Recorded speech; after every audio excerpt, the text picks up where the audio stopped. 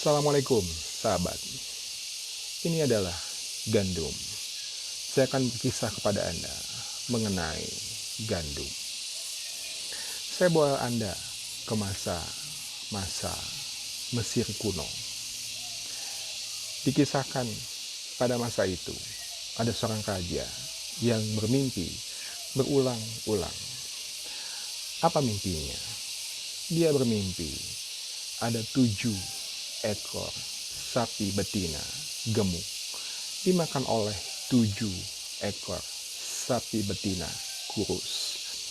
Ada 7 bulir gandum yang hijau ranum dan ada 7 bulir gandum yang kering. Dia bertanya kepada para pegawai kerajaan, apa arti atau takwil dari mimpi tersebut. Sahabat, setiap pemimpin diberikan kelebihan mendapatkan tanda sebelum sesuatu yang berbahaya terjadi. Singkat cerita, hadirlah Nabi Yusuf alaihissalam ke hadapan raja.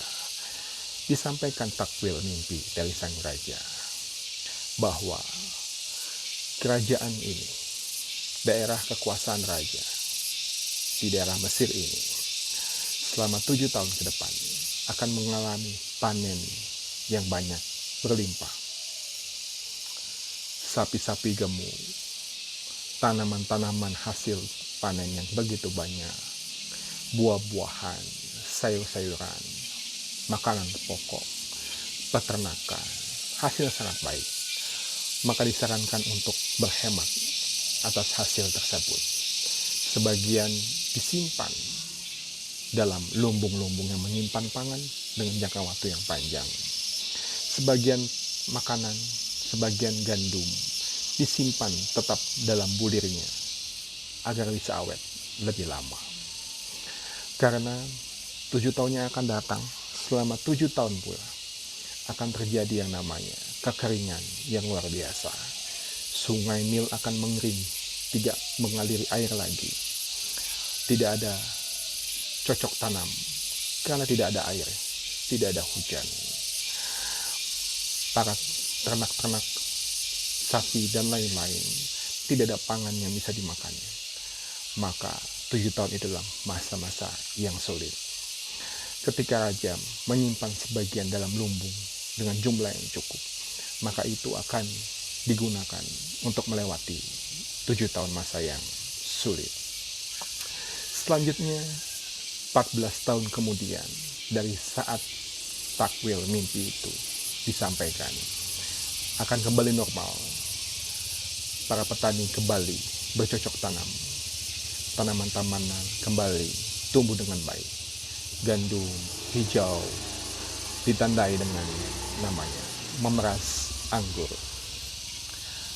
Itulah sahabat kisah tentang gandum yang akan saya sampaikan. 2014 saya sampaikan kepada seorang klien atas kekayaan yang dimiliki. Pertahankan 15% dalam bentuk liquid. Dalam bentuk liquid, sepertiganya dari 15% itu simpan dalam tabungan. Sepertiganya simpan dalam bentuk uang tunai di rumahnya. Sepertiganya lagi belikan logam mulia. Simpan logam mulianya. Sayang, klien itu enggan untuk melakukan sarannya. Kemudian, apa yang terjadi? Ternyata dia lebih memilih berinvestasi. Investasinya tidak diversifikasi, hanya satu jenis investasi di beberapa perusahaan investasi. Ternyata beberapa bulan yang lalu investasinya tidak liquid, tidak bisa dicairkan, tidak bisa ditarik tunai, dan permasalahan terjadi. Beberapa waktu yang lalu, beberapa hari yang lalu, saat masa-masa pandemi, klien ini menelpon, "Mas, saya salah tidak menjalankan saran dari Anda. Hari ini saya menelpon, saya minta saran apa yang harus saya lakukan dalam kondisi pandemi seperti ini." Saya sampaikan kepada klien bahwa Anda harus memiliki yang namanya master key dalam tanda kutip atau tuan kunci dalam tanda kutip. Jikalau suatu waktu nanti di masa yang akan datang atau mungkin tidak lama lagi Tuhan menetapkan takdirnya terhadap Anda, maka harta yang Anda miliki semuanya akan terkunci. Harta yang Anda miliki semuanya akan tergembok dengan sangat kuatnya. Maka sebelum masih terjadi, milikilah tuan kunci atau master kunci ini. Setelah Anda memilikinya, berikan ini kepada istri dan anak-anak Anda. Karena suatu masa nanti, dia akan membutuhkan kunci ini untuk membuka kekayaan-kekayaan yang Anda tinggalkan yang saat itu tergembok. Kunci ini akan sangat berguna untuk mereka. Pertanyaannya dari si klien, apa maksud kunci itu? Di mana saya harus membeli master atau tuan kunci itu dalam tanda kutip?